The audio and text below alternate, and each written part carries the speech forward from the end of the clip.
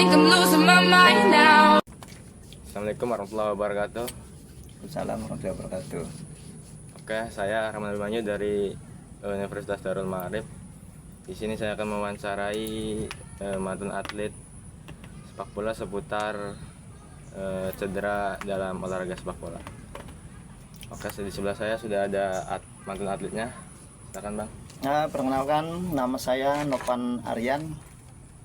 Saya mantan atlet sepak bola dan sekarang saya mengajar di salah satu sekolah negeri di Kabupaten Indramayu. Oke, langsung saja.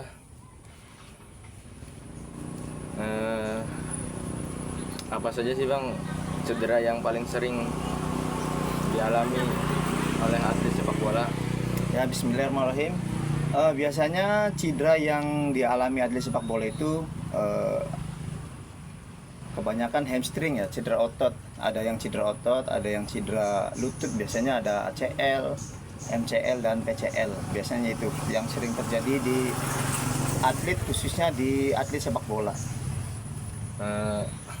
Siapa sih Bang yang paling beresiko mengalami cedera dalam olahraga sepak bola? Apakah pemula atau atlet yang berpengalaman? Sebenarnya untuk pemula biasanya cederanya itu karena masalah latihan dasar atau ketika sebelum melakukan kegiatan kayak pemanasan dan lain sebagainya, itu biasanya untuk pemula biasanya di latihan dasar atau di teknik dasar ketika kita melakukan aktivitas olahraga. Biasanya untuk pemula itu tidak pernah melakukan pemanasan dan itu menyebabkan banyak resiko. Beda untuk yang sudah pro ya. Kalau udah pro itu biasanya masalahnya itu kalau cedera itu masalah intensitas, dari intensitas latihan atau kelelahan fisik ya. Biasanya kalau dari yang profesional itu seperti itu. Oke. Kapan terjadinya cedera paling sering pada atlet sepak bola? Apakah saat pemanasan, latihan, atau pertandingan kompetisi gitu? Ya, biasanya kalau sebenarnya relatif ya. Kalau di saat latihan internal juga bisa mengalami cedera, di saat pertandingan juga bisa mengalami cedera. Karena apa? Yang faktor tadi tuh. Sebelum melakukan pertandingan biasanya kita kurangnya pemanasan. Itu bisa menjadi faktor penyebab cedera. Terus ada juga benturan fisik juga bisa mengakibatkan cedera. Sebenarnya relatif. Kita tidak bisa memberikan spesifikasi yang lebih lengkap terkait tentang cedera. Karena apa? Ketika kita melakukan latihan atau pemanasan yang bagus juga, ketika dalam pertandingan ada benturan fisik bisa juga menyebabkan cedera. Itu salah satunya. Nah, bagian tubuh mana yang sering mengalami cedera Bang dalam olahraga sepak bola? Kalau dalam olahraga sepak bola biasanya yang rentan cedera itu biasanya pergelangan kaki ya, ankle. Terus keni, dengkul. Terus satu laginya biasanya tuh otot.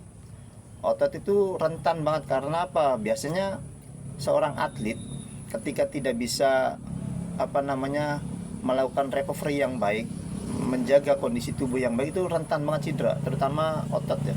Karena ketika kita kelelahan, kita tidak bisa menjaga recovery-nya dari istirahat dan pola makannya, biasanya cepat cedera biasanya.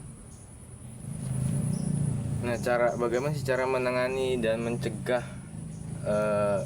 cedera itu terjadi Bang, biar tidak terulangi kembali? Sebenarnya balik lagi ke pertanyaan awal, yaitu kalau seorang atlet untuk menghindari cedera itu sebenarnya satu, pemanasan harus baik. Sebelum pertandingan pemanasan harus baik, ketika latihan juga harus mengikuti intensitas yang diberikan sama pelatih, harus bisa menjaga kondisi tubuhnya ketika kita harus sebelum melakukan pertandingan kita harus seperti apa. Terus setelah pertandingan recovery-nya harus seperti apa. Itu salah satu mencegah atau salah satu menghindari seorang atlet sepak bola terhindar dari cedera. Kalau perawatannya seperti apa Bang?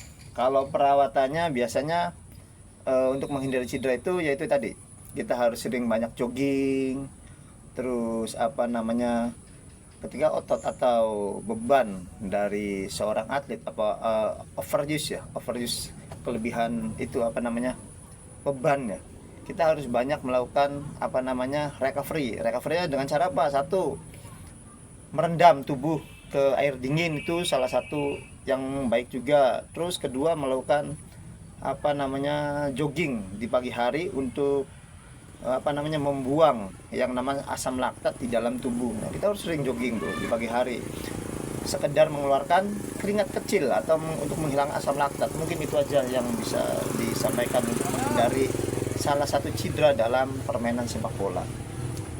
Oke, jadi mungkin itu yang bisa saya kaji dalam cedera atlet sepak bola atau mantan atlet sepak bola yang sudah dibawa oleh Bang Nov.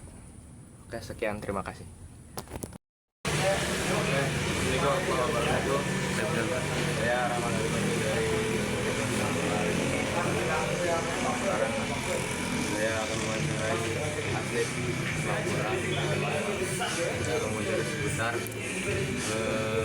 cedera dalam olahraga sepak bola. Oke, di sebelah saya sudah ada narasumbernya. Ya, perkenalkan, nama saya Muhammad Sabrul Kipari. Saya di sini sebagai atlet sepak bola pengalaman mengikuti cedera usia tinggi segala sesuatu. Nanti saya akan pertanyaan dari Habib. Oke, langsung saja ya. Yang pertama, apa sih yang terjadi dalam olahraga sepak bola? Ya, yang pertama jenis cedera yang terjadi di sepak bola, terutama di bagian ankle yang sering.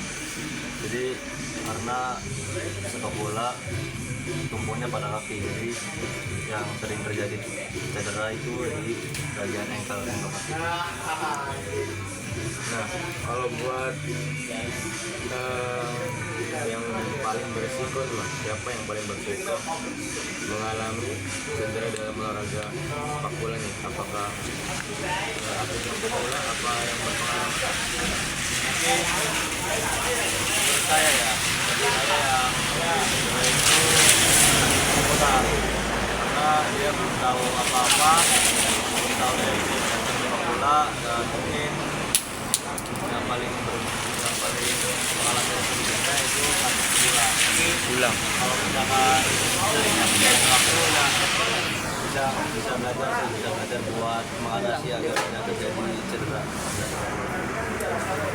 Nah, apa cedera yang paling sering terjadi pada atlet sepak bola? Apakah saat latihan, tanding, atau yang lainnya?